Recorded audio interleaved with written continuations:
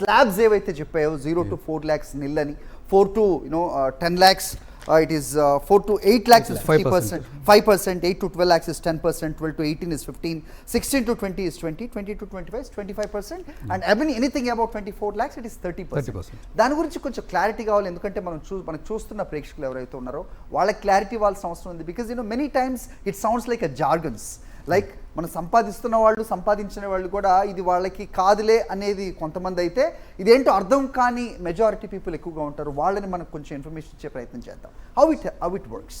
ఈ గవర్నమెంట్ ఇచ్చిన slab rates sir 0 to 4% నీళ్ళు అంటున్నారు. అది మనకు 4 lakhs. 4 lakhs అంతకంటే ముందు మన 2014లో చూస్తే ఇట్ వాజ్ ఓన్లీ 2.5 lakhs వరకు నో ట్యాక్స్. రైట్. స్లోగా 2019కి మన 5 lakhs వరకు ట్యాక్స్ ఎగ్జంప్షన్ క్రియేట్ చేశారు. 2023 వచ్చేసరికి మనం 7 lakhs, 2023 ఈ రోజు వరకు కంటిన్యూ అయింది. 7 lakhs వరకు వాళ్ళకు ట్యాక్స్ ఉన్నా కూడా ఆ రిబేట్ ద్వారా ఆ 7 lakhs ఇన్కమ్ ఉన్న ఎవరికైనా ట్యాక్స్ పే చేయాల్సిన అవసరం ఉండదు. ఇప్పుడు ఆ 7 lakhsని కాస్త 12 lakhs చేశారు. ఈ 12 lakhs వల్ల కొంత రిబేట్ వస్తుంది. ఆ రిబేట్ యొక్క బెనిఫిట్ తీసుకొని అప్ టు 12 lakhs వరకు ఏ మాత్రం ట్యాక్స్ పే చేయాల్సిన అవసరం లేదు. అయితే దీనిలో there is no point of like they paying tax up till 12 lakhs. అయితే దీనిలో ఒక చిన్న రైడర్ ఏం పెట్టారంటే, అది ఇప్పుడు మళ్ళీ మనకు ఈ ఫైనాన్స్ బిల్లో క్లారిటీ వస్తుంది. ఎగ్జాక్ట్లీ ఫిగర్స్ మన దగ్గర లేవు కాబట్టి మనం కామెంట్ చేయలేము. Capital gains other than capital gains అని చెప్పారు. So last year capital gains యొక్క రిఫార్మ్స్ అనేవి పారాడైమ్ షిఫ్ట్ లాగా ఉంది మన కంట్రీలో. అంతకుముందు క్యాపిటల్ గెయిన్స్ అంటే long term capital gains 20% and short term capital gains 30% ఉండేవి. 30% షార్ట్ టర్మ్ క్యాపిటల్ గెయిన్స్ అంటే చాలామంది భయపడేవాళ్ళు. ఏదైనా ప్రాపర్టీ అమ్మాలన్నా కొనాలన్నా ఎందుకు ఈ 30% ట్యాక్స్ మనం ఎందుకు పే చేయాలి, ఈ ట్యాక్స్ యాంగిల్లోకి ఎందుకు మనం పడిపోవాలని ఫీలింగ్ ఉండేది. ఈ లాస్ట్ ఇయర్ వచ్చిన రిఫార్మ్ 12.5% చేశారు. Long term capital gains 12.5%.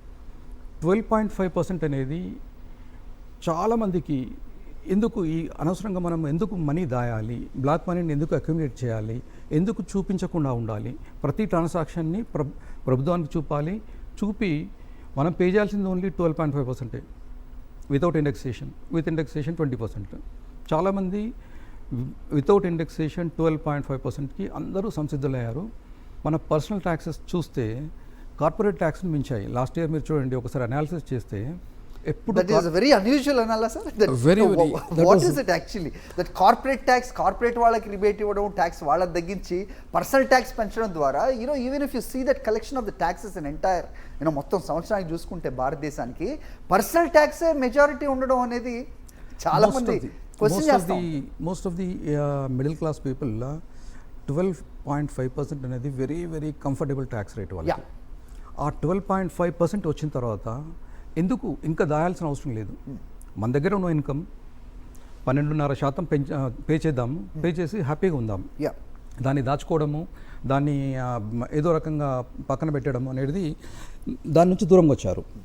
అలాగే ఇప్పుడు కొత్తగా ఈ క్యాపిటల్ గెయిన్స్ అనే రైడర్ ఏంటో ఆ క్లారిఫికేషన్ వస్తుంది మనకు. వచ్చిన తర్వాత ఈ 12 lakhs అనేది దాంట్లో మళ్ళీ క్యాపిటల్ గెయిన్స్కి సెపరేట్ ట్యాక్స్ ఉంది అంటే వాళ్ళకి most of the middle class she made it clear కదా sir. She made it very clear. Besides capital gains in any form, it is only a salary 1 lakh వరకు వచ్చే ప్రతి ఒక్కరు salary కానీ any other income which they getting. Only thing capital గెయిన్స్ని సెపరేట్గా పెట్టారు. Capital గెయిన్స్ని ఇప్పుడు 12.5% తగ్గించి మళ్ళీ క్యాపిటల్ గెయిన్స్ని సెపరేట్గా ట్యాక్స్ వేస్తే అప్ టు 12 lakhs ఉండే బెనిఫిట్ అనేది పూర్తిగా చేరదు. ఈ పర్టికులర్ ఈ బడ్జెట్ అంతా మనం ఏమంటున్నాం, ఓన్లీ మిడిల్ క్లాస్ పీపుల్ కోసమే అంటున్నాం. మిడిల్ క్లాస్ వాళ్ళే ఈ దేశాన్ని మోస్తున్నారు, వాళ్ళే మన కంప్లీట్గా సర్వీసెస్నైనా మన కంట్రీ ఇలాంటి డిఫికల్ట్ మనం పాండమిక్ టైంలో నుంచి చూసుకుంటే గ్లోబల్ అన్సర్టనిటీస్ ఇలాంటి so many hurdles and critical సిచ్యువేషన్స్లో దేశాన్ని కాపాడేది మిడిల్ క్లాస్ వాళ్ళు. ఆ మిడిల్ క్లాస్ వాళ్ళను ఏ రకంగా మనం కాపాడుకుంటే ఈ దేశం అలాగే బాగుపడుతుంది.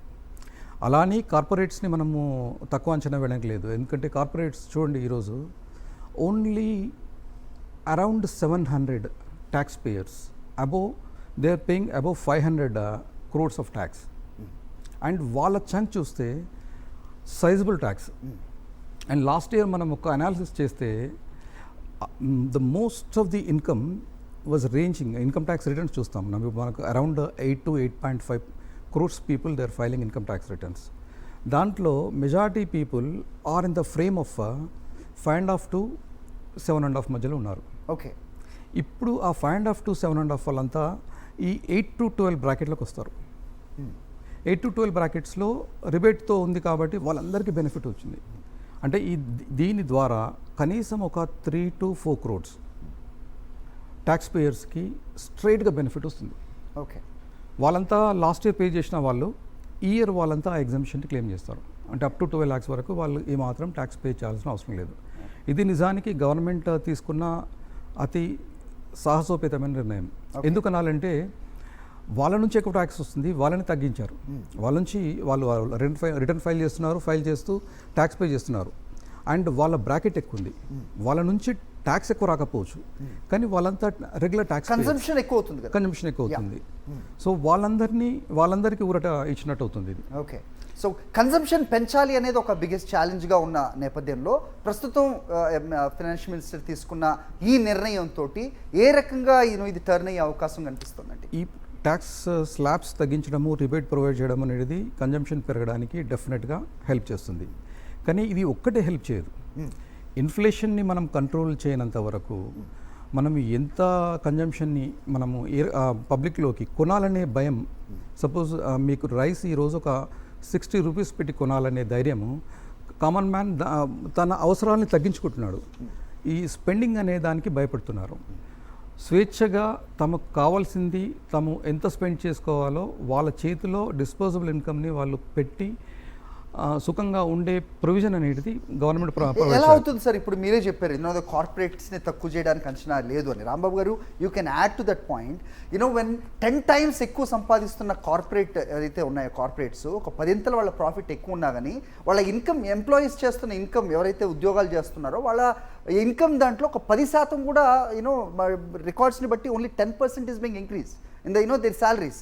ఎలాగా ఇది అవుతుంది? ఇది మ్యాచ్ అవ్వదు కదా. సో దానికి ఎలా చూడాల్సిన అవసరం ఉంటుంది? నార్మల్గా ట్యాక్స్ అనేటటువంటి సిస్టమే ఎవరైతే ఎక్కువ సంపాదిస్తున్నారో వాళ్ళు కొంత ఎక్కువ పే చేయాలనేటటువంటిది, తక్కువ నార్మల్గా నామినల్గా సంపాదించేటటువంటి వాళ్ళకి కన్సంప్షన్లో వాళ్ళు పాత్ర వహిస్తారు కాబట్టి వాళ్ళకు కొద్దిగా ఊరట లభించడం అనేది ఏ దేశంలోనే వేసేటటువంటి ట్యాక్స్ సిస్టమే. అయితే ఇక్కడికి వచ్చేటప్పటికి న్యాచురల్గా బడ్జెట్ని కార్పొరేట్స్ ఎట్టి బస్సులో ఇన్ఫ్లుయెన్స్ చేస్తారు, చేయకుండా అయితే ఉండరు. అయితే ఓవరాల్గా కనుక మనం చూస్తే ఈ 6 కోట్లు 7 కోట్ల మంది డైరెక్ట్ ట్యాక్స్ పేయర్స్ ఎవరైతే ఉన్నారో దానిలో మిడిల్ క్లాస్కి సంబంధించినటువంటి జనాభా ఎక్కువ. సో వాళ్ళని దృష్టిలో పెట్టుకుంటూనే మిగతా వాటి కూడా చేయాల్సినటువంటి అవసరం ఉంటూ ఓ 4-5% లాస్ట్ టైం తక్కువ చేయటం అనేటటువంటి వారంటెడ్ కాదు, కానీ ఎక్కడో వాళ్ళకి ఇచ్చినటువంటి కమిట్మెంట్తో దాన్ని తీర్చినట్టుగా కనిపిస్తున్నారు. బట్ ఓవరాల్గా కనుక మనం చూస్తే అప్పుల సంఖ్యను మాత్రం తగ్గించుకుంటూ ఈ ఇన్కమ్ని పెంచుకునేటటువంటి మార్గం ఆలోచించకుండా జీడిపి పెరగటం అనేటటువంటి సాధ్యం కాదు. ఆ జీడిపి క్యాలిక్యులేషన్లో కూడా మెయిన్ ఆస్పెక్ట్ వచ్చేటువంటి కన్సంప్షనే. కన్సంప్షన్తో పాటు ఇన్వెస్ట్మెంట్తో పాటు గవర్నమెంట్ స్పెండింగ్, వీటన్నిటి మిళితమే మనం జీడిపి క్యాలిక్యులేషన్, అదొక మనకి ఒక దిక్సూచి. అందుకని ఇవాళ ఇన్సూరెన్స్ రంగంలో 100% ఎఫ్డిఐలు పెట్టడం, బహుశా ఈ ఇన్వెస్ట్మెంట్ని ఎక్కువ చేసుకునే ప్రాసెస్లో భారతదేశ ఇన్సూరెన్స్ రంగాన్ని మొత్తానికి విదేశాలకు అమ్మేసినట్టే కనిపిస్తుంది ఇక్కడ. ఎందుకంటే చాలా హైయెస్ట్ ప్రాఫిట్ మేకింగ్ ఇన్స్టిట్యూషన్ అది.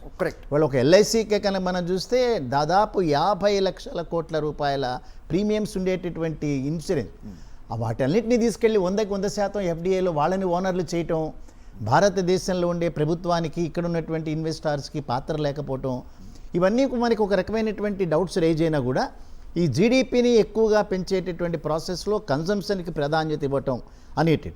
మరి దాంతోపాటుగా మరి ఎంప్లాయ్మెంట్ జనరేషన్ కూడా ఉండాలి కదా. గ్రోత్ అనేటటువంటిది ఎప్పుడు కూడా అభిలషణీయమే, ఆహ్వానించాల్సిందే. బట్ గ్రోత్ అనేటటువంటిది ఉపాధి కల్పన లేనటువంటి గ్రోత్. ఎక్కడికి వెళ్తుంది ఆ గ్రోత్ అంతా? కొన్ని పాకెట్స్కే వెళ్తుంది. సో ఆ కొన్ని పాకెట్స్కి వెళ్ళేటటువంటి గ్రోత్ కాకుండా 140 కోట్ల మంది జనాభాకి కూడా, వాళ్ళంతా డైరెక్ట్ ట్యాక్స్ పేయర్స్ కదా, ఇండైరెక్ట్ ట్యాక్స్ పేయర్స్ కదా, వారందరికీ కూడా ప్రయోజనం కల్పించేటటువంటి ఈ రకమైన ఎంప్లాయ్మెంట్ జనరేషన్. కొంతవరకు ఎంఎస్ఎంఈలకి మీరు ఊతం ఇచ్చారు, బాగానే ఉందా. ఆ రకంగా ఎంప్లాయ్మెంట్ మాత్రమే సెక్యూర్డ్ లైఫ్ అనేది కాకుండా తన సొంత కాళ్ళ మీద నిలబడి చేసేటటువంటి వ్యాపారంలో కూడా దీనికంటే ఎక్కువగా మనం మన జీవితాన్ని గడపచ్చు అనుకున్నప్పుడు మాత్రమే మీరు అనుకునే క్యాలిక్యులేషన్స్ అన్ని వేయటం జరుగుతుంది. ఓవరాల్గా కార్పొరేట్లకి తక్కువ చేయటం But there is అనేది another thing, sir. The allocations వరకు okay, even including last budget మనం తీసుకున్న allocations తోటి సరిపోతుందా, నిజంగా దాన్ని స్పెండ్ చేస్తున్నారా లేదా అనేది కంపేర్ చేయాలి, కంపేర్ చేయాల్సిందే. Yeah. బుక్స్లో పేపర్ల మీద వేసేటటువంటి ఎలకేషన్స్ అల్టిమేట్గా అచీవ్ అయ్యారా లేదా, అందులో డీప్ మనం ఆ ఎనలైజేషన్ అది అవసరం. అది అదర్వైజ్ పేపర్ల మీద ఎలకేషన్ చేస్తారు, అల్టిమేట్గా మార్చికి వచ్చేటప్పటికి మాకు అప్పులు పుట్టలేదనో ఇంకోటనో స్పెండింగ్ చేయరు. సో ఇంత పెద్ద భారతదేశంలో దాదాపుగా 950 జిల్లాలు, అనేక 26 వేల గ్రామాలు పైన ఉన్నటువంటి ఈ దేశంలో గ్రామాల్లో గవర్నమెంట్ స్పెండింగ్ కనుక చేయకుండా అది అభివృద్ధి చెందాలంటే దేశం అభివృద్ధి చెందదు. Right sir. ఇప్పుడు వాళ్ళు ఏదో 75,000 కోట్ల రూపాయలు ఏదో సమ్ సిటీస్ని 1,00,000 కోట్లు అనుకుంటా, Yeah. సిటీస్ని గ్రోత్ హబ్గా చేయడానికి ఏదో అలాట్ చేశారన్నారు. బట్ గ్రామాలకి మీరు స్పెండ్ చేయకుండా అక్కడ ఉన్నటువంటి యువత ద రీజన్ బీయింగ్ ఇక్కడ అర్బన్ కన్జంప్షన్ చాలా తగ్గింది అనేది మన రిపోర్ట్స్ చెప్తూ ఉన్నాయి.